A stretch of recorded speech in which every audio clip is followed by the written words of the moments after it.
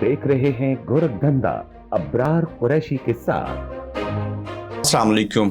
आप देख रहे हैं गोरखधंधा। आज के गोरखधंधा में एक मजहबी स्कॉलर कहूँ, इंजीनियर कहूँ, मुफ्ती कहूँ, इंजीनियर मोहम्मद अली मिर्ज़ा साहब हमारा साथ देंगे। और एक कंट्रोवर्सी पैदा हुई थी जो कि नहीं होनी चाहिए। मनाजरे का चैलेंज हुआ, लोग वहाँ पे पहुँच गए। आखिर ऐसे क्यों हुआ? और वहीं पर पहली बार मेरे सामने इंजीनियर मोहम्मद अली मिर्ज़ा साहब बैठे और मैं चाहूँगा कि इनका जो फैमिली बैकग्राउंड है, जो ये अच्छा काम दीन के लिए कर रहे हैं, बाकी लोगों में और इनमें तज़ाद क्यों है? और अच्छे अखलाक वाले को जन्नत की बशारत है, लेकिन इस 21वीं सदी के अंदर हमने देखा लोगों के पास इल्म होने के बावजूद रवैये अच्छे नहीं हैं। जिस नबी की वजह से ये दीन है, उन्होंने तो दीन की तबलीग अच्छे हुस्न अखलाक से की, ना कि आयतें और कुरान पढ़ के। तो आज के दौर में तबलीग मुसलमानों के अंदर मुसलमानों की होनी चाहिए या गैर मुस्लिम के साथ होनी चाहिए? हमारी ज़हनी कुव्वत, हमारी विल पावर और स्टेमिना अपने ही ऊपर क्यों खर्च किया जाता है? तो इस सिलसिले में आज इंजीनियर मोहम्मद अली मिर्ज़ा साहब से बात करेंगे। मोहतरम अस्सलाम वालेकुम। जी वालेकुम अस्सलाम व रहमतुल्लाहि व बरकातुहू वला हौला वला कुव्वता इल्ला बिल्लाह अल्लाहुम्मा सल्ली अला मुहम्मदिन व अला आलि मुहम्मद। अबरार भाई, आपका बहुत बहुत शुक्रिया कि आपने इस एतबार से इस नशिस्त का एहतमाम किया। अल्लाह ताला आपको जज़ाए खैर। मैं आपका भी मशकूर हूँ, आपने वक्त निकाला। हम कोशिश करेंगे कि मुस्बत पराए के अंदर अच्छी बातें की जाएं। आपके नाम के साथ लिखा है इंजीनियर। किस नौयत के इंजीनियर हैं आप? इंजीनियरिंग मैंने मैकेनिकल इंजीनियरिंग की हुई है जी, ऑनर्स के साथ। उसके बाद मैंने ऑलमोस्ट 15 साल एक डिफेंस ऑर्गेनाइजेशन में सर्व किया और 19 ग्रेड में मैंने रिटायरमेंट ली है। कि इंजीनियर को तो सड़कें बनानी चाहिए, गाड़ियां ठीक करनी चाहिए थी, उससे जहाज़ों के गेयर के बारे में पूछना चाहिए था। तो मैं आपसे क्यों दीन के ऊपर बात करूंगा? आप इसलिए मुझसे दीन के बारे में बात करेंगे कि जिन लोगों की ड्यूटी थी उन्होंने इसको प्रोफेशन बनाया और अल्लाह की आयात को बेचा दुनिया के माल के एवज। तो लिहाजा ये काम पूरी उम्मत का है। कुंतुम खैरा उम्मतिन उखरिजत लिन्नास तअमुरूना बिल मारूफ व तनहौना अनिल मुनकर। तुम बेहतरीन उम्मत हो जो लोगों के नफे के लिए निकाले गए, नेकी का हुक्म देते हो, बुराई से रोकते हो और अल्लाह पर ईमान लाते हो। और सही बुखारी में हदीस है, बल्लिगु अन्नी वलौ आया, पहुंचा दो मेरी तरफ से खा तुम्हें एक ही आयत आती हो। हर मुसलमान की जिम्मेदारी है कि खत्म नबूवत सल्लल्लाहु अलैहि वसल्लम की बरकत से अपने महबूब सल्लल्लाहु अलैहि वसल्लम का पैगाम बाकी लोगों तक पहुंचाए। सर, ये ख्याल कब आया, ये नज़ूल कब हुआ कि डिफेंस के अंदर काम करने वाले इंजीनियर मोहम्मद अली मिर्ज़ा ने वो काम छोड़ दिया और कहा कि दीन की तबलीग करनी चाहिए? दीन की तबलीग मैं अल्हम्दुलिल्लाह मैट्रिक में जब था उस वक्त से शुरू की हुई है। मैं मैट्रिक लाइफ के अंदर ही अटैच हो गया था मौलाना इलियास कादरी साहब की जो जमात है दावत इस्लामी, उसके साथ। तो कॉलेज में भी, उसके बाद यूनिवर्सिटी में भी ऑलमोस्ट 5 साल तक हम दावत और तबलीग का काम करते रहे। मैं ग्रीन पगड़ी उस वक्त बांधता था जो कि एक जमात के साथ ताल्लुक था। तो मैंने अपनी तालीम को कॉम्प्रोमाइज नहीं होने दिया। इस हवाले से मैं अल्हम्दुलिल्लाह थ्रू आउट टॉप 10 में पोजीशन होल्डर रहा हूँ। इंजीनियरिंग यूनिवर्सिटी के अंदर भी, कॉलेज में भी टॉप पोजीशन होल्डर था। और पैरेलल में ये दावत और तबलीग का काम, जो एक मुसलमान की कामयाबी के लिए 4 चीजें अल्लाह ताला ने कुरान में फरमाई हैं, इल्लल्लज़ीना आमनू व अमिलुस्सालिहात व तवासौ बिल हक व तवासौ बिस्सब्र। ईमान लाने के बाद नेक अमाल, फिर नेकी की लोगों को दावत, हक बात की वसीयत और फिर उसमें सब्र की वसीयत। तो ये 4 शराइत मैं अपनी पूरी कर रहा हूँ अल्हम्दुलिल्लाह। सर, आप किसी दौर में सब्ज़ पगड़ी पहनते थे, आज काली पगड़ी पहनते हैं, और किसी दौर में इलियास कादरी साहब के साथ थे और तबलीगी जमात के साथ थे, यानी कि आप भी किसी फिरके के साथ थे इससे कबल। और ये हिदायत कब मिली? जी बिल्कुल, फिरकों के साथ था। रहा पगड़ी के कलर्स का मसला, मैं उसे जायज समझता हूँ। अभी भी मैं रबीउल अव्वल के अंदर ग्रीन पगड़ी भी बांध लेता हूँ, मैं व्हाइट भी बांधता हूँ, ब्लैक भी, ये तीनों कलर मैं इस्तेमाल करता हूँ। बाकी मैं उन जमातों के साथ रहा, आज भी मैं उन जमातों को, उनके फिरकों को मुसलमान समझता हूँ, सिर्फ उनसे इल्मी इख्तिलाफ रखता हूँ। जब मुझे अंदाजा हुआ कि टोटलिटी में हक किसी एक तरफ लाई नहीं करता, तो मैंने फिर अल्हम्दुलिल्लाह कंपैरेटिव स्टडी करने के बाद इस रिजल्ट पे पहुंचा कि हमें इन तमाम फिरकों को मुसलमान समझते हुए, इन्हीं की मसाजिद में इन्हीं के पीछे नमाज पढ़ते हुए, इन्हीं को चंदे देते हुए, fit in the system and then change the system, ये मैंने किया अल्हम्दुलिल्लाह। آپ کا بولنے میں کوئی ثانی نہیں ہے اور بہت اچھے پڑھے لکھے ہیں، اچھا بولتے ہیں، لوگوں کو کنونس کر لیتے ہیں اور آپ کے پاس یہ طاقت موجود ہے کہ لوگ آپ کی طرف مائل ہوتے ہیں. مگر جس شخص کے پاس علم ہو اسے کیا اتنا جذباتی ہونا چاہیے؟ جذباتی سے مراد اگر کوئی شخص جذبات کی رو میں بہ جائے وہ تو بالکل غلط ہے، لیکن اپنی بات کو پازیٹیو انداز میں ایگریشن کے ساتھ پیش کرنا، جس طرح ہمارے استاد ڈاکٹر اسرار صاحب کیا کرتے تھے، تو یہ رسول اللہ کی سنت ہے. صحیح مسلم میں 2005 نمبر حدیث ہے، نبی الاسلام جب ممبر پر تشریف لاتے تو آپ کی آواز بلند ہو جاتی، آپ کے غصے میں اضافہ ہو جاتا اور آپ کی آنکھیں سرخ ہو جاتی، گویا کوئی جرنیل اپنی فوج کو تیار کر رہا ہے. ایگریشن کے ساتھ بات کو بیان کرنا یہ ممبر کی ریکوائرمنٹ ہے. البتہ نارمل اگر آپ مجھ سے ملیں گے، میرے پاس چائے پیئیں گے، کھانا پینا کریں گے، تو ظاہر ہے میں بالکل نارمل انسان ہوں. جس طرح شاہد افریدی صاحب جب کرکٹ کے گراؤنڈ میں ہوں گے تو ان کا ذرا پیس والا معاملہ ڈیفرنٹ ہوگا، گھر میں ڈیفرنٹ ہوگا. بے شک آپ نے بڑی اچھی وضاحت دی. ڈاکٹر اسرار کا نام، الیاس قادری صاحب کا نام، آخر آپ کے کتنے استاد ہیں؟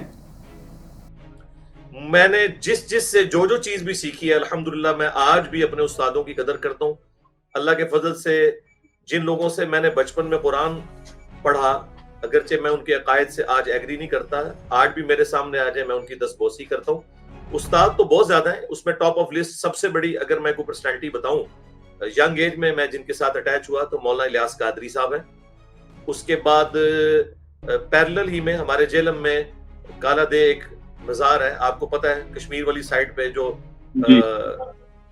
پیر صاحب ہوا کرتے تھے، پیر صادق صاحب، انہی کے بیٹے تھے حاجی پیر صاحب، ان کے ساتھ بھی اٹیچمنٹ رہی. میں جمعے کی نماز انہی کے پیچھے پڑھا کرتا تھا 1994 میں جب میں ایف ایس سی میں تھا، تو وہ بھی ہمارے استادوں میں اس اعتبار سے. اس کے بعد ڈاکٹر اسرار صاحب بھی، مولانا اسحاق صاحب بھی، پیر نصیر الدین نصیر صاحب سے تو 2007 میں میری ملاقات بھی ہوئی.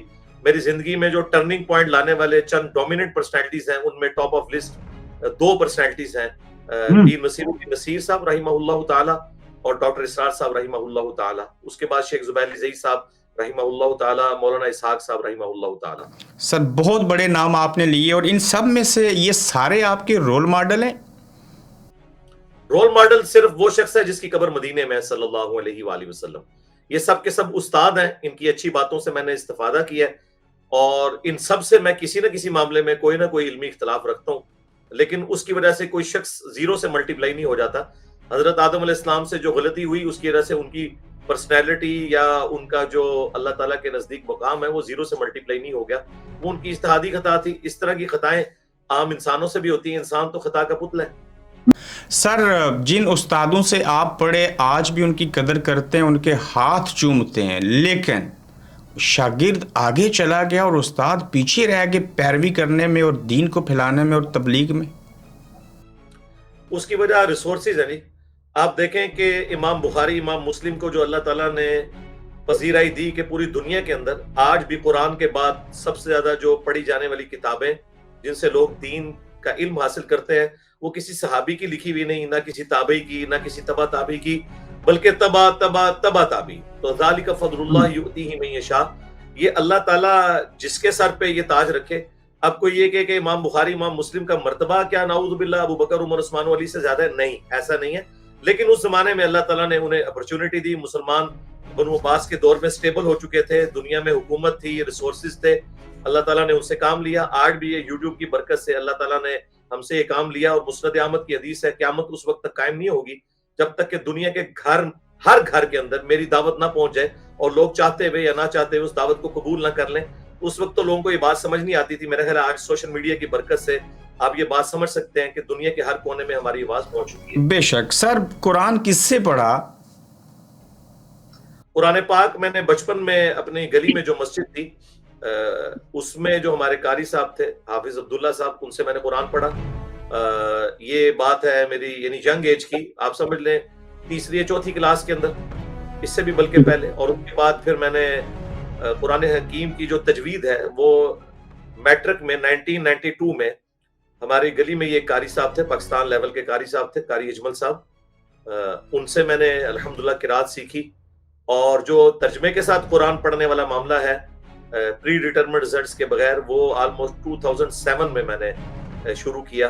اور اس کے بعد ڈاکٹر اسرار صاحب کی تفسیر میں نے سنی، مولانا مودودی کو پڑھا، تفسیر ابن کثیر پڑھی، احمد بریلوی صاحب کا ترجمہ اور ان کے ساتھ خزائن العرفان جو تفسیر نعیم الدین مراد آبادی کی ہے وہ پڑھی. اسی طریقے سے باقی مکاتب فکر کی تفسیر بھی پڑھی الحمدللہ. سر کس کی تفسیر اور ترجمہ قرآن کا اور کتنی مرتبہ پڑھا تفسیر اور ترجمہ؟ کئی دفعہ پڑھا جی الحمدللہ. میرا تو اوڑھنا بچھونا ہی قرآن ہے الحمدللہ. کوئی دن ایسا نہیں ہوتا کہ جس میں قرآن حکیم کے اوپر تفکر نہ کروں اور اسے ریگولرلی سمجھنے کی کوشش نہ کروں. اللہ کا شکر ہے. اگر آپ مجھ سے پریفریبلی پوچھیں تو اردو زبان میں چند بہترین تراجم میں سے جو ایک ترجمہ ہے وہ پیر کرم شاہ صاحب الازہری کا ہے، جو جسٹس بھی تھے. بھیرا کے اندر ان کا مزار ہے، وہیں پہ ان کی گدی ہے، فوت ہو چکے ہیں. 1997 میں ان کی ڈیتھ ہوئی. ان کا ترجمہ جمال القرآن بہت پرفیکٹ ہے. بہت اچھا. میں اتفاق کرتا ہوں آپ سے، بڑا سادہ اور بڑا آسان ہے. جی.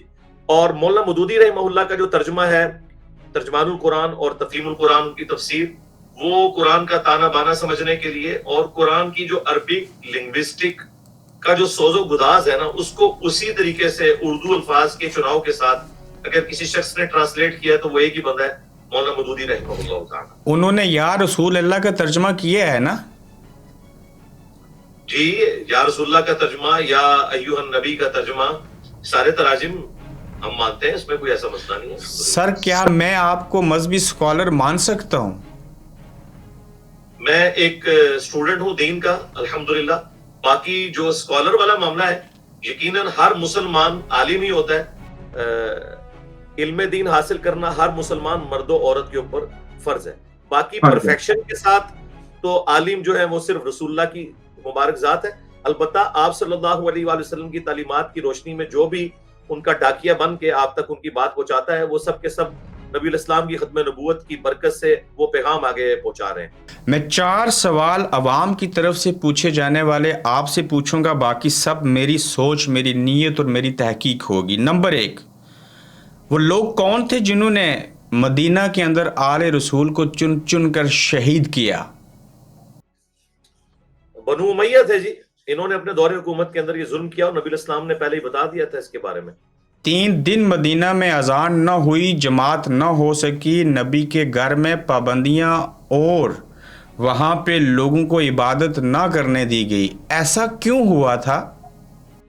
یہ یزید پلید کے دور کے اندر ہوا ہے، بلکہ خانہ کعبے کے اوپر بھی چڑھائی ہوئی، مسجد نبوی کی بھی توہین کی گئی. ظاہر ہے دنیا کی لالچ میں، بخاری مسلم میں حدیث ہے، مجھے یہ تو خطرہ نہیں میرے بعد تم بھوکے مرنا شروع کر دو، یہ سب کے سب مشرک ہو جاؤ. البتہ مجھے یہ خطرہ ہے کہ میرے بعد دنیا کے خزانے تم پر کھول دیے جائیں گے اور پھر تم دنیا کی محبت میں ایک دوسرے کو قتل کرو گے، جس طرح اگلے لوگوں نے کیا، اور تم بھی تباہ و برباد ہو جاؤ گے جس طرح اگلے لوگ برباد ہو گئے. اور وہی ہوا. رومنز اور پرشینز کے جب خزانے مسلمانوں کے پاس آئے تو خلفائے راشدین کے دور تک تو معاملات سیدھے رہے، کیونکہ ایک مینجمنٹ کے اوپر ٹاپ پہ ایسے لوگ تھے جو خوف خدا رکھنے والے تھے.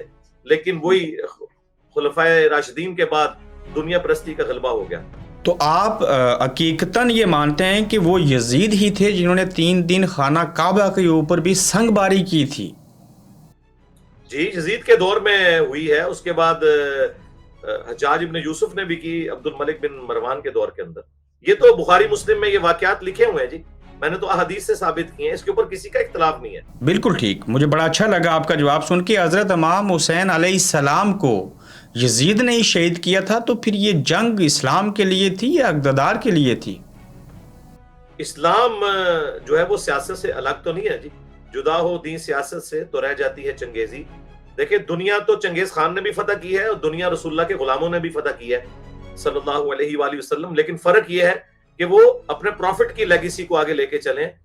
اور یہی معاملہ جب ہمارے ہاں آ گیا خلفائے راشدین کے بعد، تو دنیا کی محبت میں انہوں نے آل رسول کو قتل کیا. اور یہ 2 شہزادوں کی لڑائی نہیں تھی، بلکہ یہ حق اور باطل کی لڑائی تھی. ہم سیدنا امام حسین ابن علی رضی اللہ تعالی عنہما علیہم السلام کے ساتھ کھڑے ہیں، ان کا دفاع کرتے ہیں. کیا بات ہے! اسلام زندہ ہوتا ہے ہر کربلا کے بعد، آپ مانتے ہیں؟ جی بالکل. اور یہ کربلا رکی نہیں ہے. یہ امام حسین علیہ السلام سے جو کربلا شروع ہوئی، اس کا اگلا جو بیٹل فیلڈ ہے وہ نفس زکیہ کی شہادت ہے. پھر امام نسائی کو اہل بیت کی محبت میں شہید کیا گیا، اور یہ لیگیسی آگے چلتی رہی ہے آج تک الحمدللہ. میرے اوپر 5 دفعہ قاتلانہ جو حملے ہوئے ہیں نا وہ بھی اسی لیگیسی کا حصہ ہے. سر آپ بھی کہیں پر واجب القتل قرار دیے گئے ہیں، چونکہ سچ بڑا کڑوا ہوتا ہے. وہ پیغمبروں نے بولا، انہوں نے بھی سزا کاٹی، آپ اور میں کس کھیت کی مولی. بالکل ایسے ہی ہے جی. یزید کے کفر کو آپ نہیں مانتے؟ یزید کے کفر کے بارے میں بات یہ ہے کہ ہمارے جو علماء اہل سنت ہیں ان میں مختلف رائے پائی جاتی ہیں. اس میں جو میجورٹی پورشن ہے وہ یہ کہتے ہیں کہ آپ اسے کافر نہ کہیں اور جو کچھ کہنا ہے کہہ لیں. اس کی وجہ یہ کہ وہ اہل قبلہ اہل کلمہ تو تھا، اور میں انہی لوگوں کے ساتھ ہوں. اس کی وجہ یہ ہے کہ دیکھیں مولا علی علیہ السلام کو جنہوں نے منہ پہ کافر کہا نا خوارج نے، مولا علی نے ان کو بھی کافر نہیں کہا کہ یہ ہمارے بھائی تھے بھگوڑے ہو گئے ہیں، کیونکہ ہمارے قبلے کی طرف منہ کر کے نمازیں پڑھتے ہیں. اور یہ میں آپ کو بتاؤں اہل تشیع کا بھی یہ کہنا نہیں ہے کہ یزید کافر تھا. وہ کہتے ہیں کہ اگر ہم یزید کو کافر مانے نا تو ہمارا مقدمہ گر پڑے گا. ہمیں تو دکھ اس بات کا ہے کہ مسلمان ہو کر کلمہ پڑھتے ہوئے اس نے اہل بیت کے ساتھ کیا. تو یہ میرا خیال ہے کسی کا بھی اسٹرانگ موقف نہیں ہے کہ وہ کافر تھا، مسلمان تھا. باقی اس کا معاملہ اللہ کے سپرد. لیکن اس کی بنیاد پہ جو لوگ آخرت میں اس کے لیے جنت کی بشارت دیتے ہیں وہ بالکل غلط کہہ رہے ہیں. ابو داؤد میں حدیث ہے کہ اللہ تعالیٰ 2 گناہ ایسے ہیں جو کبھی معاف نہیں کرے گا، ایک شرک اور دوسرا قتل ناحق. اس کے علاوہ جو گناہ ہے وہ معاف کر دے گا. اللہ تعالیٰ چاہے تو پکڑ فرما سکتا ہے. مجھے کسی نے یہ حق نہیں دیا کہ میں دوسرے مسلمان بھائی سے جو سامنے بیٹھا ہے اس سے پوچھوں کہ آپ کا عقیدہ کیا ہے، لیکن پوچھنا چاہتا ہوں جی جی کیا عقیدہ ہے آپ کا؟ جی جی کس پوائنٹ آف ویو سے؟ عقائد تو بہت زیادہ ہیں. اگر آپ بنیادی عقائد پوچھیں گے تو وہ 3 ہیں مسلمانوں کے: عقیدہ توحید، عقیدہ رسالت اور عقیدہ آخرت. اور چونکہ یہ ہمارے اس ماڈرن دور کے اندر ایک بہت بڑا فتنہ قادیانیت کا اٹھا، اس کی وجہ سے ہمیں ختم نبوت کا ذکر کرنا بھی ضروری ہوتا ہے کہ ختم نبوت کے اعتبار سے کسی بھی شخص نے رسول اللہ کے بعد امتی نبی ہونے کا دعویٰ کیا یا کشف اور الہام کی بنیاد پہ یہ کہا کہ کسی بزرگ کا اللہ تعالیٰ کے ساتھ کوئی ایسا واسطہ ہے، یہ سب کے سب عقیدے ہمارے نزدیک گمراہی اور کفر پہ مبنی ہیں. درجنوں جو آپ کے استاد ہیں، اس کے علاوہ جو آپ کے پاس علم ہے دنیاوی بھی اور اسلامی بھی، ان سب کی روشنی میں کیا یہ بات درست ہے کہ جماعت اہل سنت کی میں اگر بات کروں تو ان کی جو کمزوریاں اور خامیاں تھیں اور چند پیچیدگیاں تھیں ان کو آپ نے وجہ بنا کے اپنے آپ کو متعارف کروایا اور ان کی نشاندہی کی؟ جماعت اہل سنت سے مراد آپ اگر بریلوی مکتب لے رہے ہیں تو وہ اکیلے سٹیک ہولڈر تو نہیں ہے. بریلوی بھی اہل سنت ہے، دیوبند بھی اہل سنت ہے، اور اہل حدیث بھی اہل سنت ہے. اور اگر آپ دوسرے ملکوں میں چلے جائیں تو حنفی، شافعی، مالکی، حنبلی یہ اہل سنت کے ہی اسکول آف تھاٹ ہیں. تو میں نے ان کی غلطیاں ہائی لائٹ کی. اور دوسری طرف اہل تشیع، 2 ہی بڑے فرقے ہیں، اہل سنت اور اہل تشیع. اہل سنت کے اندر پھر یہ آگے کیٹیگریز ہیں مختلف لوگوں کی. میں نے اہل تشیع کی غلطیاں بھی ہائی لائٹ کی، اہل سنت کی بھی ہائی لائٹ کی. لیکن میری غلطیاں ہائی لائٹ کرنے میں اور اہل سنت اور اہل تشیع کی غلطیاں ہائی لائٹ کرنے میں فرق یہ ہے کہ یہ لوگ ایک دوسرے کے اوپر پھر فتویٰ بازی کرتے ہیں. شیعہ تو تکفیر تک نہیں جاتے، لیکن اہل سنت شیعہ کی تکفیر کرتے ہیں، بریلوی دیوبندیوں کی تکفیر کرتے ہیں، اہل حدیث ان کو مشرک کہتے ہیں. میں نے صرف عقائد کی خرابی بتائی ہے، فتویٰ کسی کے اوپر نہیں لگایا. میں سارے فرقے والوں کے پیچھے نماز بھی پڑھتا ہوں، انہیں چندے بھی دیتا ہوں. میں نے نہ کوئی اپنی مسجد بنائی نہ کوئی چندہ بک بنائی، الحمدللہ. جس طرح جو مرضی ہاتھ باندھ کے جس نظریے سے جس طریقے سے نماز پڑھے وہ درست ہے. میں سب جتنے بھی لوگ نماز پڑھتے ہیں ہاتھ باندھ کے ہاتھ چھوڑ کے، میں ان کے پیچھے نماز پڑھتا ہوں. اور میں بھی ایک نماز ہاتھ باندھ کے پڑھتا ہوں، ایک نماز ہاتھ چھوڑ کے پڑھتا ہوں. اس کی کیا وجہ ہے؟ تاکہ دونوں سنتوں پر عمل ہو. نبی صلی اللہ علیہ وآلہ وسلم سے ہاتھ باندھ کے نماز پڑھنا بھی ثابت ہے، ہاتھ چھوڑ کے نماز پڑھنا بھی ثابت ہے. اسی طریقے سے نبی علیہ السلام سے کندھوں تک رفع الیدین کرنا بھی ثابت ہے اور کانوں تک رفع الیدین کرنا بھی ثابت ہے. بالکل ایسے. یہ سر یہ داڑھی چھوٹی اور بڑی کا معاملہ کیا ہے؟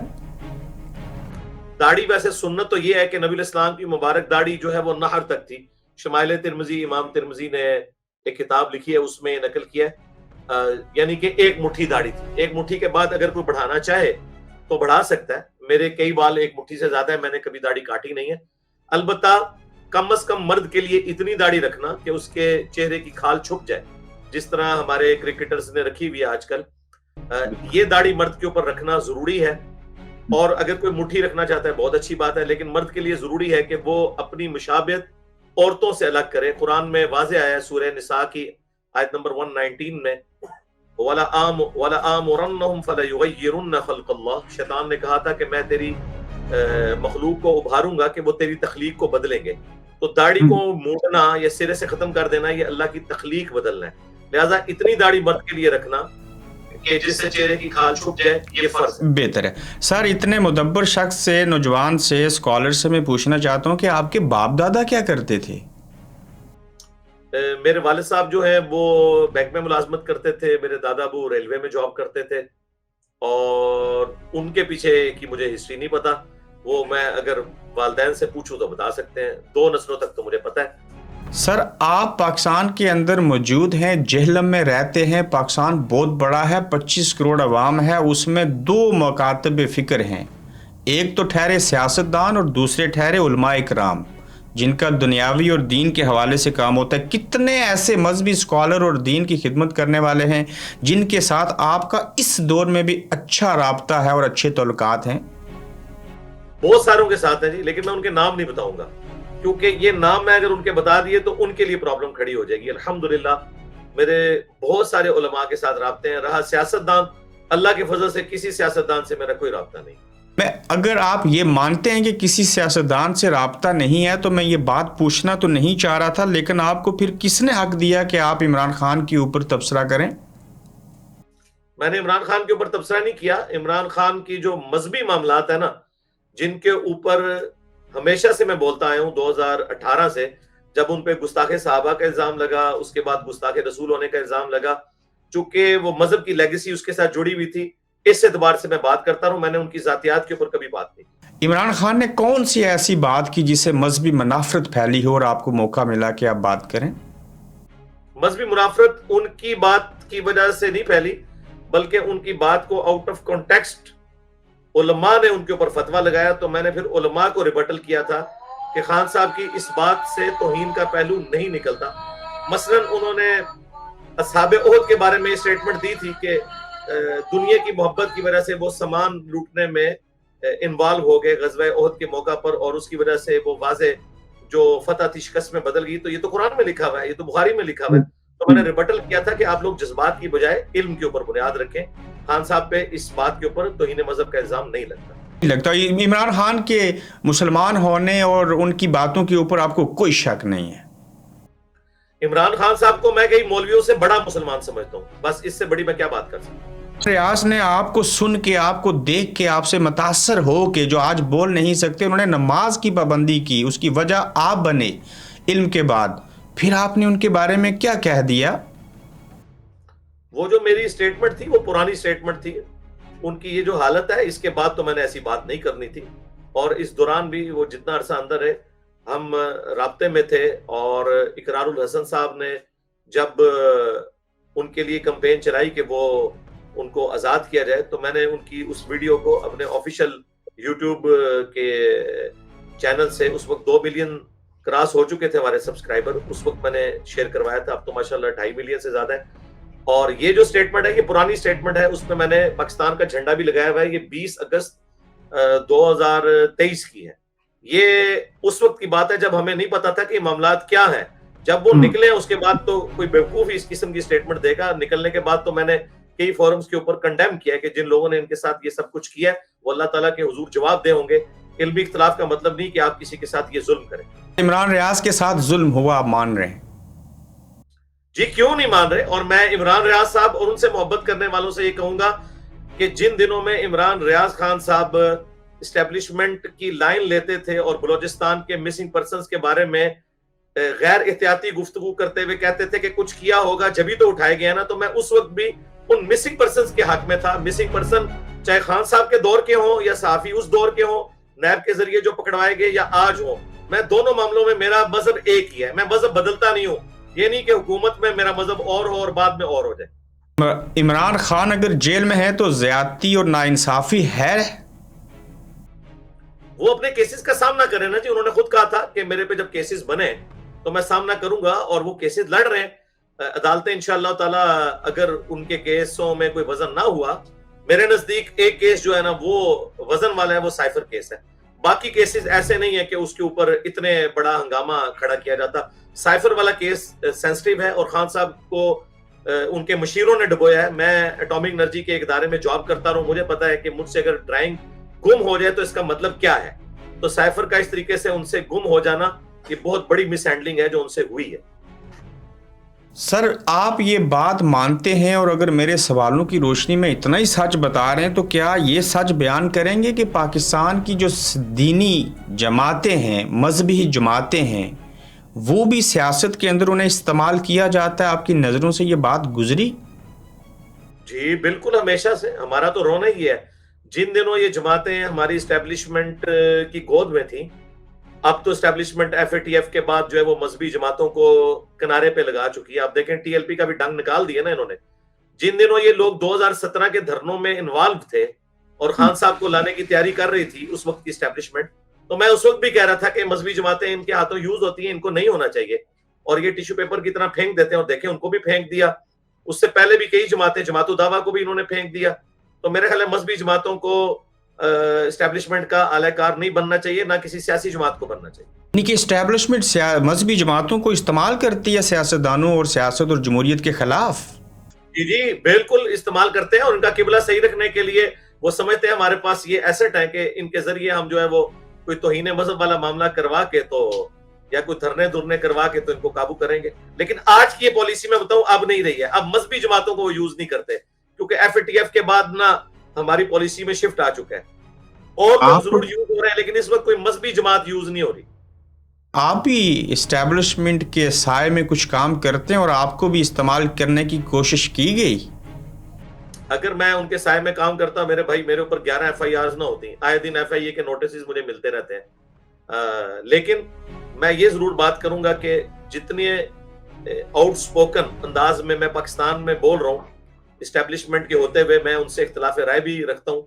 उनकी मेहरबानी है कि वो मेरे इख्तिलाफ राय को बर्दाश्त कर रहे हैं, और जब कभी उन इदारों के लोग किसी भी कैपेसिटी में आते हैं और कभी मुझे तारुफ करवा दें तो वो कहते हैं कि आपकी बातें ठीक है लेकिन हमें वक्त दें। लेकिन मुझे कभी उन्होंने इस तरीके से यूज नहीं किया, सवाए ये कि खान साहब के दौर में एक दफा मजहबी उमूर की वजारत मुझे पेश की गई थी, तो मैंने कहा था मैं आपको असिस्ट जरूर करूंगा, लेकिन मैं ये वजारत कबूल नहीं करूंगा। मैं आपको वीडियोस में बता दूंगा कि क्या क्या इस्तिलाहात हमारे मदारिस के अंदर आनी चाहिए और मजहबी उस मामले में, लेकिन मैं ये पोस्ट कबूल नहीं करूंगा। वरना जाहिर है जो बंदा एक दफा उनके लिए काम कर ले और फिर उनको छोड़ जाए, फिर उसको नहीं वो छोड़ते।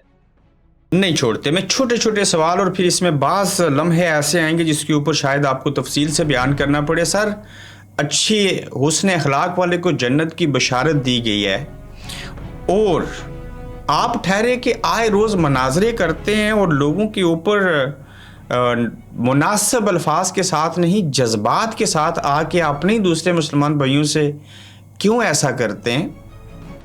नहीं, मैंने तो मुनाजरे का चैलेंज कभी भी नहीं किसी को नहीं दिया, ये रिबटल था।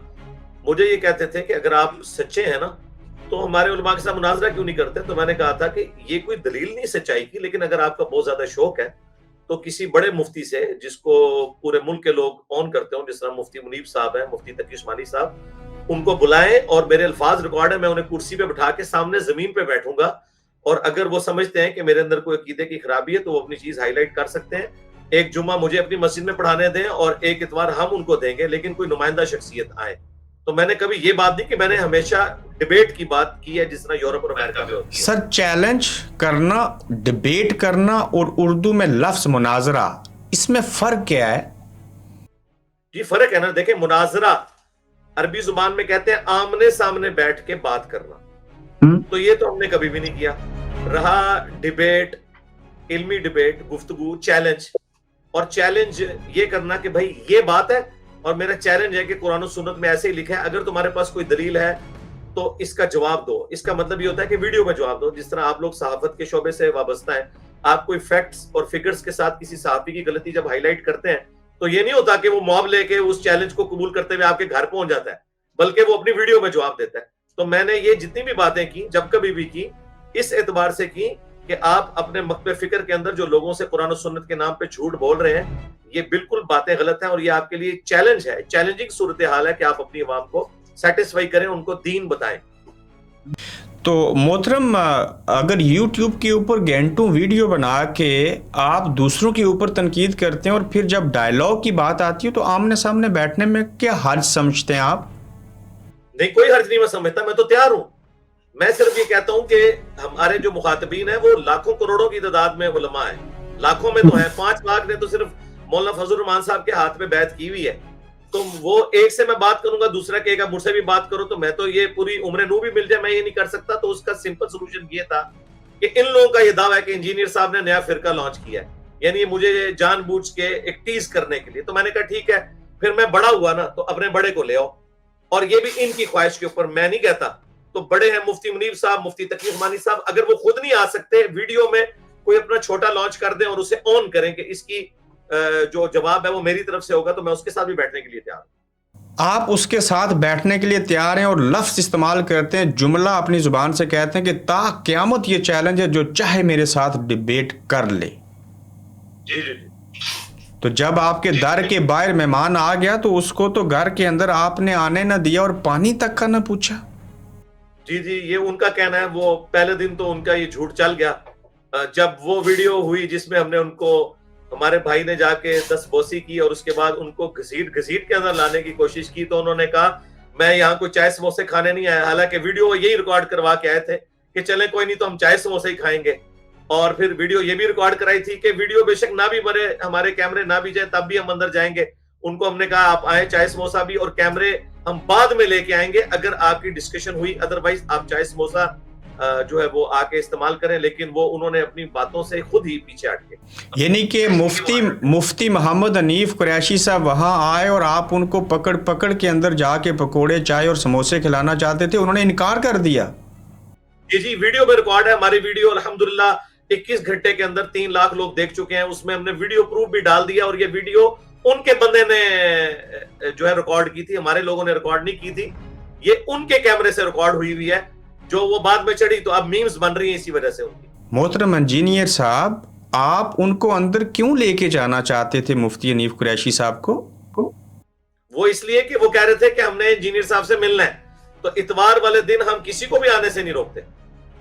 تو سنڈے والے دن آپ اویلیبل ہوتے ہیں اور وہ نہیں آئے, اور کچھ دیر پہلے آپ کہہ رہے تھے کہ میں ان سے مناظرہ نہیں کرنا چاہ رہا تھا, میں ایسے نہیں ملنا چاہتا تھا, کسی بڑے کو وہ بھیجتے. تو پھر اندر کیوں لے کے جا رہے تھے؟ ہاں جی, مناظرے کے لیے ان کو اندر آنے کی اجازت نہیں, ملنے کے لیے. اور انہوں نے خود بھی کہا تھا میں ملوں گا, لیکن وہ کہہ رہے تھے مناظرے کی شرط میں اندر آؤں گا. تو وہ تو خود ہی انہوں نے وائلیٹ کر دی اپنی بات.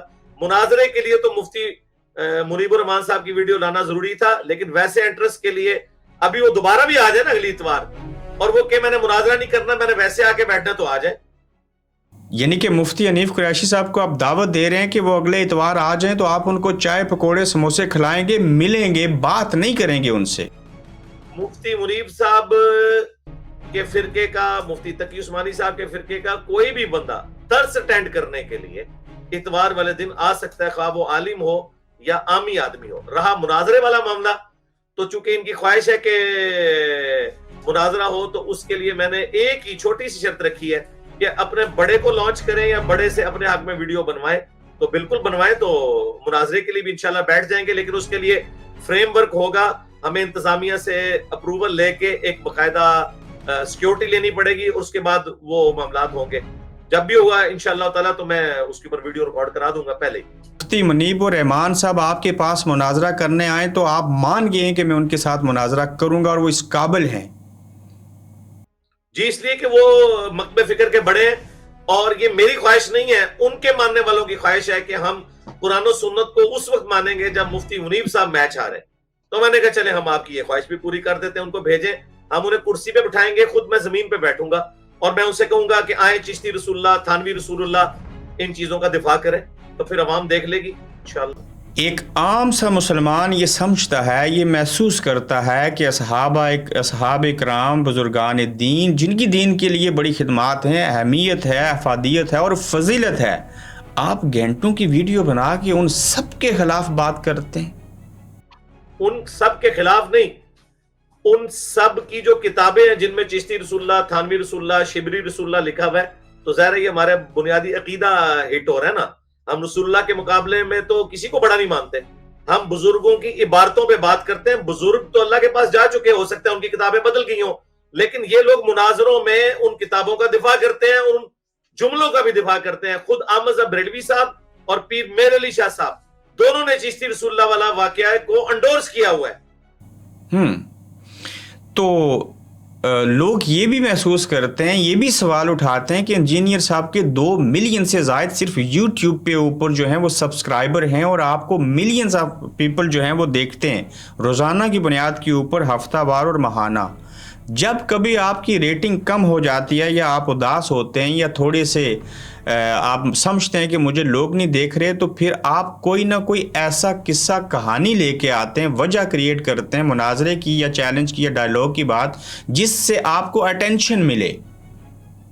بالکل ایسا نہیں ہوا. جب کبھی بھی کچھ ہوا ہمارے مخالفین کی طرف سے ہوا, ہم ہمیشہ ریبٹل ہی اسے کرتے رہے, اور قصہ کہانیاں تو وہ بیان کرتے ہیں, ہم تو قرآن و سنت بیان کرتے ہیں. رہا یہ معاملہ کہ ہماری ریٹنگ نیچے آتی ہے, تو یوٹیوب تو جھوٹ نہیں بولتا, مولوی تو جھوٹ بول سکتا ہے. آپ دیکھ لیجئے ہماری جو ویورشپ ہے وہ ہمیشہ سے جس اعتبار سے ہے وہ اسی اعتبار سے چل رہی ہے. یہ لوگ آغاز کرتے ہیں تو میں تو جواب دوں گا, باقی لوگ تو پاکستان کے ماحول کی وجہ سے علماء سے ڈر جاتے ہیں, لیکن میں نے تو اپنی جان ہتھیلی پہ رکھی ہوئی ہے, میں ہر چیز کو ریبٹل کرتا ہوں. سر آپ ڈرتے نہیں ہیں, کچھ کسی کا خوف ہو, ڈر نہیں ہے, اللہ اور اس کے رسول کی بات کو بیان کرتے ہیں. لیکن کیا آپ کو یاد ہے کہ خدائی کا دعویٰ کرنے والے فرعون کے پاس جب اللہ نے اپنے پیغمبروں کو بھیجا, حضرت موسیٰ علیہ السلام کو اور حضرت ہارون کو, تو کہا, تلقین کی کہ موسیٰ فرعون سے بڑی نرمی سے بات کرنا اور کہیں جذبات میں نہیں آنا. بالکل ایسے ہی ہے. آپ جب ہمارے پاس آئیں گے, میرے پاس بیٹھیں گے, تو آپ مجھے نرمی انداز سے ہی پائیں گے. باقی میں نے تقریر کا آپ کو پروٹوکول بتا دیا. صحیح مسلم میں 2005 نمبر حدیث ہے, نبی علیہ السلام جب ممبر پہ چڑھتے آواز بلند ہو جاتی, آنکھیں سرخ ہو جاتی, غصے میں اضافہ ہو جاتا.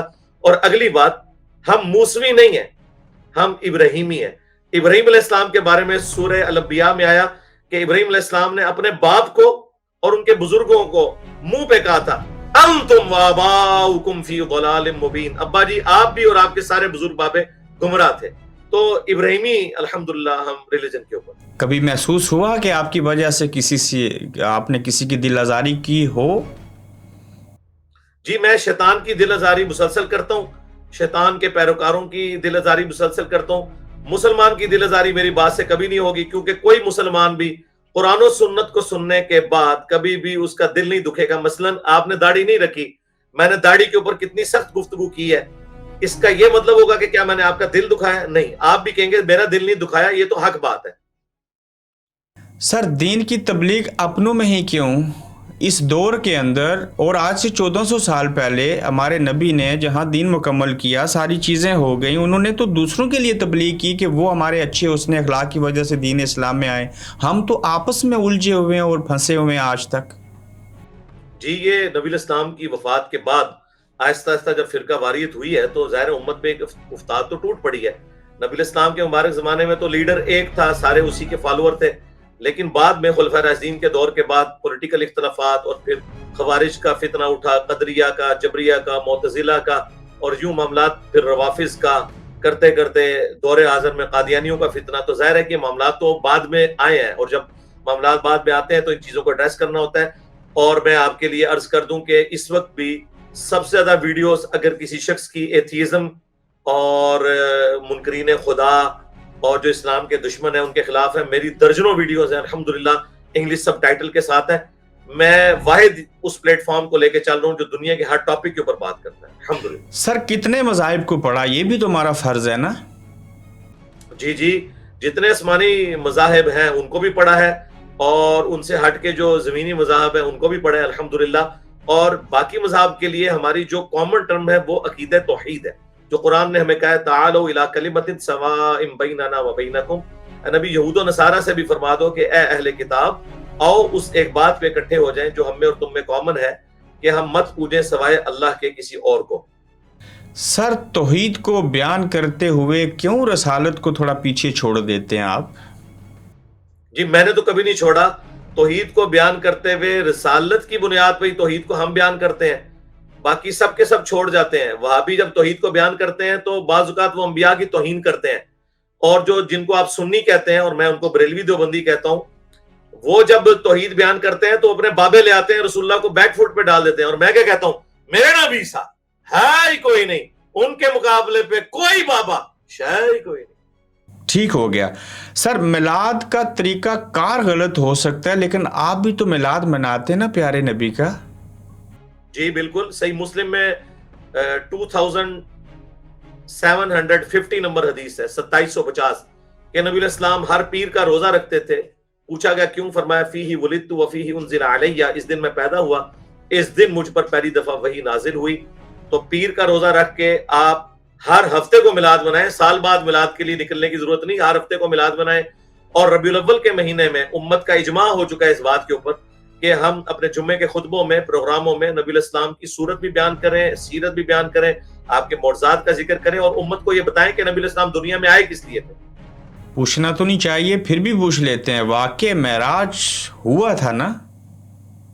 واقعہ معراج کا انکار کرنے والا کافر ہے، اور اس کی جو جزیات ہیں ان میں سے کسی ایک چیز کا انکار کرنے والا بدعتی اور گمراہ ہے. واقعہ معراج نبی علیہ السلام کو اللہ تعالیٰ نے جسم اور روح دونوں کے ساتھ کروایا. بخاری مسلم میں موجود ہے، درجنوں احادیث ہیں. نبی علیہ السلام نے صحیح مسلم میں آیا کہ بیت المقدس میں انبیاء کرام کی امامت بھی فرمائی، اور بخاری مسلم میں آیا کہ پھر آسمانوں کی طرف تشریف لے گئے. یہ واقعہ معراج دو چیزوں کا مجموعہ ہے، الاسراء والمعراج. اسراء آپ کا زمینی سفر ہے جو بیت اللہ سے بیت المقدس، اور پھر وہاں سے آسمانوں کا جو سفر ہے وہ معراج کہلاتا ہے.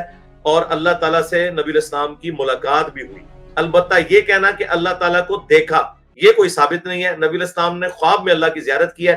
معراج میں صرف اللہ تعالیٰ سے ملاقات ہوئی ہے پردے میں ملاقات ہوئی ہے، لیکن واقع معراج ہے اور ملاقات ہوئی ہے. جی قرآن میں سورہ بنی اسرائیل سورۃ النجم کے اندر موجود ہے اور بخاری مسلم میں موجود ہے. ٹھیک ہو گیا سر. آپ کا کون سا فرقہ ہے؟ میں پھر پوچھنا چاہتا ہوں. میرا فرقہ وہ ہے جو رسول اللہ صلی اللہ علیہ وآلہ وسلم، ان کے اہل البیت، جانثار خلفائے راشدین اور صحابہ کرام کا تھا، اور وہ فرقہ نہیں تھا، وہ گروہ تھا جو نبی علیہ السلام مسلم تھے، حضرت ابراہیم علیہ السلام کے دین پہ تھے، اور میں بھی مسلم ہوں الحمدللہ. سر فرقہ وارائیت اور فرقہ پرستی تو نہیں کرنی چاہیے نا؟ کیوں کسی فرقے کے ساتھ ہیں؟ نہیں، میں فرقے کے ساتھ نہیں ہوں. میں نے کہا میں اس گروہ کے ساتھ ہوں جو ابراہیم علیہ السلام اور نبی علیہ السلام کا تھا، یعنی مسلم. بالکل فرقوں میں نہیں بٹنا چاہیے. تو کیا پھر آپ یہ مانتے ہیں کہ ہمارے نبی کریم صلی اللہ علیہ وسلم نے کہہ دیا تھا کہ میری امت کے اندر 73 فرقے ہوں گے، 72 جہنمی اور 1 جنتی ہوگا؟ جی جی جی یہ بات یہ ہے تو لیکن یہ خبر تھی. صحیح مسلم میں حدیث ہے کہ قرب قیامت میں عورتیں ایسا لباس پہنیں گی گویا ننگی نظر آئیں گی، یعنی باریک ہوگا یا چست. اس کا یہ مطلب نہیں کہ ہم نے اپنی عورتوں کو چست لباس پہنانا ہے. یہ ایک برے واقعے کی خبر تھی. وہ بھی ایک برے واقعے کی خبر تھی کہ امت 73 فرقوں میں بٹ جائے گی، لیکن ایک گروہ حق پہ ہوگا. اسے فرقہ نہیں کہا گیا، گروہ. وہ گروہ وہ ہے جو نبی علیہ السلام، آپ کے اہل البیت اور صحابہ کرام کا تھا. یہ نبی علیہ السلام نے ڈرایا تھا، کیونکہ قرآن میں ہے وَاعْتَصِمُوا بِحَبْلِ اللَّهِ جَمِيعًا وَلَا تَفَرَّقُوا. اللہ کی رسی قرآن کو مضبوطی سے تھام لو اور فرقوں میں مت بٹو. ان الذین فرقوا دینہم وکانوا شیعا لست منہم فی شیء. اے نبی، جنہوں نے دین میں فرقے بنا لیے اور گروہوں میں بٹ گئے، آپ کا ان سے کوئی تعلق نہیں. جتنے پاکستان کے مذہبی سکالر تھے ان کے اپنے یوٹیوب چینل بن گئے. 21ویں صدی کی ایجاد اس کی انتہائی اہم ضرورت تھی. جس کو دیکھیں اپنے اپنے گھر، اپنے اپنے اس جگہ پہ بیٹھ کے ایک دوسرے کے بارے میں باتیں کیے جا رہا ہے. یہ دنیا جو ہے کہاں سے کہاں پہنچ گئی، اور ہم آج بھی اٹکے اور پھنسے ہوئے ہیں انہی چیزوں میں. یہ ایسے نہیں، یہ ویسے ہے. ہم کب بدلیں گے؟ کبھی نہیں بدلیں گے. اس کی وجہ یہ ہے کہ مسلمانوں میں جو فرقہ واریت کی بدعت اور زہر جو سرایت کر چکا ہے نا، یہ اتنی آسانی سے نکلنے کا نہیں ہے. اس کے لیے کوشش ہم کر رہے ہیں. ہم سے اللہ نے کوشش کے بارے میں پوچھنا ہے. اور دیکھیں ہماری وجہ سے کافی لوگ ماڈریٹ ہوئے ہیں. ہم نے کوئی چندہ بک لانچ نہیں کی، کوئی مسجد نہیں بنائی، کوئی مدرسہ نہیں، اور کہا ایک دوسرے کے پیچھے نماز پڑھو. میں آپ کو بتاؤں ہمارے ہزاروں سٹوڈنٹس ہیں جو نماز پڑھتے ہیں شیعہ کی مساجد میں بھی، وہابیوں کی مسجدوں میں بھی، بریلویوں کی مسجد میں بھی. تو ہم تو ہارمونی پیدا کر رہے ہیں اللہ کے فضل سے. باقی جو علماء کر رہے ہیں ان کو ان کا کام مبارک ہو. ظاہر ہے شیطانی گروہ اور رحمانی گروہ یہ دونوں پیرلل میں قیامت تک رہیں گے. جب آپ مولانا طارق جمیل صاحب کا نام سنتے ہیں اور کبھی ان کو دیکھتے اور سنتے ہیں، کبھی دل کرتا ہے ان سے ملا جائے؟ میں تو کئی دفعہ مل چکا ہوں جی الحمدللہ. ان سے ملاقات بھی ہوئی ہے، فون پہ بھی وقتاً فوقتاً ان سے بات ہوتی رہتی ہے. مولوی مدنی صاحب ہیں ایک، وہ بھی اپنے آپ کو دین کا خدمت گار سمجھتے ہیں. کیا جملہ کہیں گے ان کی شکل، صورت، پرسنالٹی، الفاظ اور تکیہ کلام سن کے اور دیکھ کے؟ دیکھیں وہ ایک مکتب فکر کو اس وقت پریزنٹ کر رہے ہیں، اہل حدیث کو. پہلے وہ شاہ منوانی صاحب کے ساتھ تھے، بریلوی مکتب میں تھے، اور بعض باتیں ان کی بڑی میٹھی ہیں، اچھی ہیں، لوگوں کو محظوظ کرنے والی ہیں، اور چند ایک باتوں سے آپ کا اختلاف ہو سکتا ہے، لیکن وہ جو باتوں سے آپ اختلاف کریں گے اس سے ورسٹ باتیں وہ ہیں جو لوگ ایک دوسرے کے اوپر کفر شرک کے فتوے لگاتے ہیں اور ایک دوسرے کو اسلام سے باہر نکالتے ہیں. اس اعتبار سے تو مدنی صاحب بہت نعمت ہے. یعنی کہ تفرقہ بازی نہیں کرنی چاہیے، تہمتیں نہیں لگانی چاہیے، فتوے نہیں دینے چاہیے. جی، اختلاف رائے کریں، اس کے بعد کہیں کہ آپ اپنی اصلاح کر لیں، دیٹس آل. آپ کے علم کے مطابق اور تجربے کی روشنی میں فتویٰ دینے کا حق کس کو حاصل ہے؟ فتویٰ تو اس وقت ہر کوئی دے رہا ہے. فتویٰ آپ انگلش میں ایکسپرٹ اوپینین کو کہتے ہیں. فتویٰ اگر آپ کہیں گے صرف علماء کو حق ہے تو بریلوی علماء کا فتویٰ تو دیوبند کی عوام بھی نہیں مانتی. اس کا مطلب ہے دیوبندی عوام بریلویوں کے عالم کو عالم ماننا تو دور کی بات، گمراہ سمجھتی ہے. اسی طریقے سے دیوبند کی جو عوام ہے وہ بریلویوں کے علماء کو گمراہ سمجھتی ہے. فتویٰ کوئی بھی دے پران و سنت کی روشنی میں ہونا چاہیے. مثال کے طور پہ اگر آپ ابرار بھائی مجھے آ کے کہیں کہ میں فتویٰ دیتا ہوں کہ سورہ بقرہ کی آیت نمبر 279 میں لکھا ہوا ہے کہ سود کھانے والا اللہ اور اس کے رسول سے جنگ کرنے والا ہے، تو میں آپ سے آپ کی ڈگری نہیں مانگوں گا، میں 279 پڑھوں گا اور میں کہوں گا ابرار بھائی آپ نے بات ٹھیک کی، آپ نے فتویٰ ٹھیک دیا. صحیح بخاری میں حدیث ہے، شیطان نے انسانی شکل میں آ کے آیت الکرسی کا وظیفہ دیا تھا. نبی علیہ السلام نے فرمایا ہے شیطان تھا، جھوٹا تھا، لیکن بات سچی کر گیا. بات سچی کر گیا.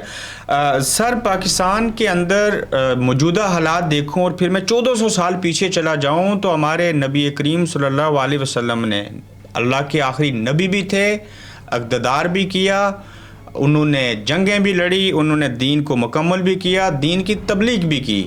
یہ جو پاکستان کے اندر اس وقت مذہبی اسکالر ہیں، کیا ان کے اوپر بھی کوئی حق نہیں بنتا کہ ظلم اور جبر کے خلاف بولیں اور سیاست اور جمہوریت کو بہتر کرنے کے لیے اپنا کردار ادا کریں؟ یہ ڈرتے کیوں ہیں؟ ڈرتے اس لیے کہ یہ سسٹم کے بینیفیشری ہیں اور ان کو یہ خطرہ ہوتا ہے کہ اگر ہم بولیں گے ہمارے چندے بند ہو جائیں گے. یہ وجہ ہے. آپ تو کسی سے چندہ نہیں لیتے نا؟ جی، میں چندہ لیتا نہیں ہوں. درباروں پہ چندے چڑھائے جاتے ہیں، ان میں سے وہ مریدین کو بھی کھلاتے ہیں، خود بھی کھاتے ہیں. ہم اپنے اسٹوڈنٹس کو اپنی جیب سے کھلا رہے ہوتے ہیں، کسی سے چندہ نہیں لیتے. تو آپ یہ بیڑا کیوں نہیں اٹھا لیتے؟ جی، میں نے تو بیڑا اٹھایا ہوا ہے میرے بھائی. اللہ کا شکر ہے جب کبھی بھی پاکستانی عوام کے اوپر کوئی مشکل وقت آیا میں نے اپنی زبان سے جہاد کیا ہے اللہ کے فضل سے. سر، الف سے انار، بے سے بکری میں نے پڑھا، آپ نے بھی پڑھا، ایسے ہی ہے نا؟ جی جی. یہ نصاب کے اندر بہتری نہیں آنی چاہیے، اور قومی زبان اردو کے بجائے فارسی تو زیادہ بہتر تھی، لیکن اس سے اچھی ہماری عربی زبان ہوتی تو آج میں آپ سے انٹرویو نہ کر رہا ہوتا. جی جی، میرے خیال ہے اب اردو زبان جو ہے نا سب سے رچ زبان ہے. دنیا میں 1/3 سے زیادہ مسلمان اردو بولتے اور سمجھتے ہیں.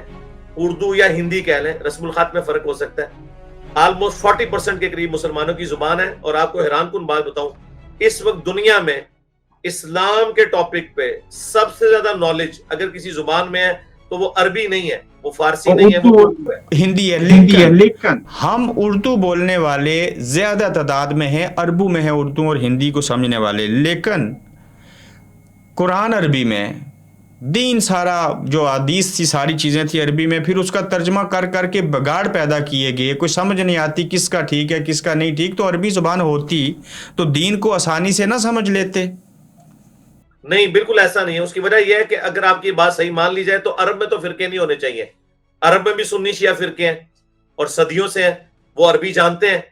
یہ فرقہ واریت جو ہے یہ ہٹ درمی کی وجہ سے ہوتی ہے. اللہ تعالیٰ نے قرآن میں فرمایا ان الدین عند اللہ الاسلام وما اختلف الذین اوتوا الکتاب الا من بعد ما جاءهم العلم بغیا بینہم. اللہ کے نزدیک ایکسیپٹیبل ریلیجن صرف اسلام ہے. یہ یہود و نصارہ کے علماء نے اس حق کے آنے کے بعد جو اختلاف کیا تو آپس کی ضد کی وجہ سے. تو نبی علیہ السلام کی زبان عربی سمجھانے والا بہترین ٹیچر آپ خود، اور سامنے علماء یہود اور علماء نصارہ نے آپ کی بات کو قبول نہیں کیا.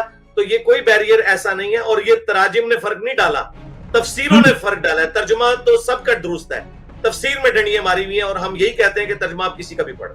کیا ہمارے دین کے اندر اس طرح کے لفظ کھلواڑ استعمال کروں گا اس وجہ سے ہے کہ school teacher, primary, senior, junior اور پروفیسر کو ہزاروں اور لاکھوں روپے تنخواہ ملتی ہے, اور دین کی خدمت کرنے والا, مدرسے میں نوکری کرنے والا جو عالم ہے, جو معلم ہے, اس کو آج بھی محلے سے تنخواہ بھیک مانگ کے دی جاتی ہے.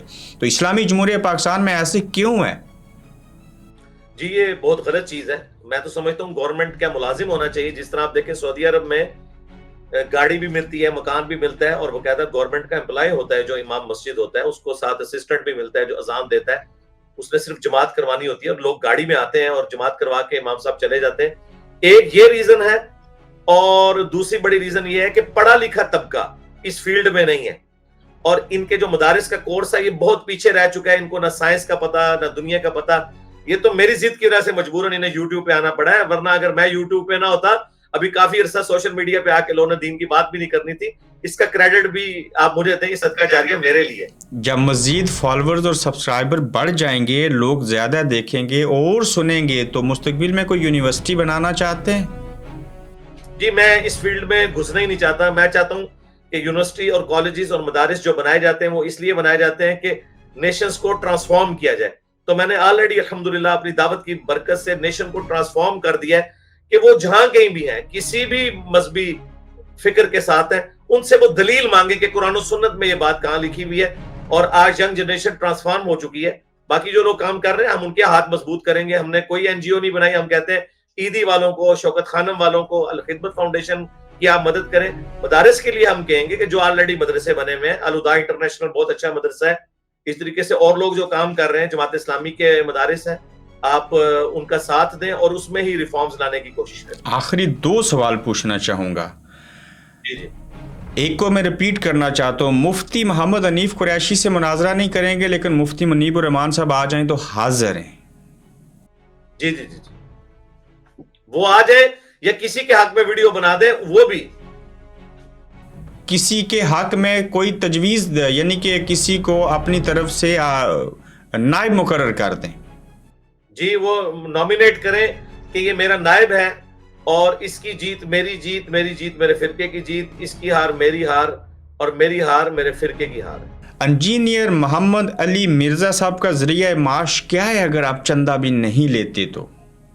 جی میرا جو ذریعہ معاش ہے, مینلی جو میرا ذاتی ذریعہ معاش ہے, وہ آلموسٹ کوئی 55,000 میری پینشن ہے, پلس میرا ایک مکان ہے اسلام آباد میں جو میں نے اپنی جاب کے دوران بنایا تھا, آلموسٹ 40,000 وہاں سے مجھے کرایہ ملتا ہے. یہ 95,000 ہے, پلس ہمارا گھر اپنا ہے, اور ریٹائرمنٹ کے اوپر جو مجھے پیسے ملے اس سے میں نے سولر بھی لگوا لیا ہے. تو میں نے اپنے ریسورسز کو اس اعتبار سے مینیج کیا ہے. رہا ہماری جو اکیڈمی کے اخراجات ہیں, تو وہ ہمارا یوٹیوب چینل 2018 میں ہم نے اس کو ویڈیو ایڈز کے اوپر نہیں, صرف امیجز کے اوپر مونیٹائز کیا تھا. اس کی کمائی تو بہت کم ہے ویڈیو ایڈز کے مقابلے پہ, لیکن وہ اتنی ہے کہ ہمارے اکیڈمی کے اخراجات نکل آتے ہیں. انجینئر محمد علی مرزا صاحب, بہت شکریہ آپ کے وقت کا. السلام علیکم. Thank you. آپ دیکھ رہے ہیں گورکھ دھندا ابرار قریشی کے ساتھ.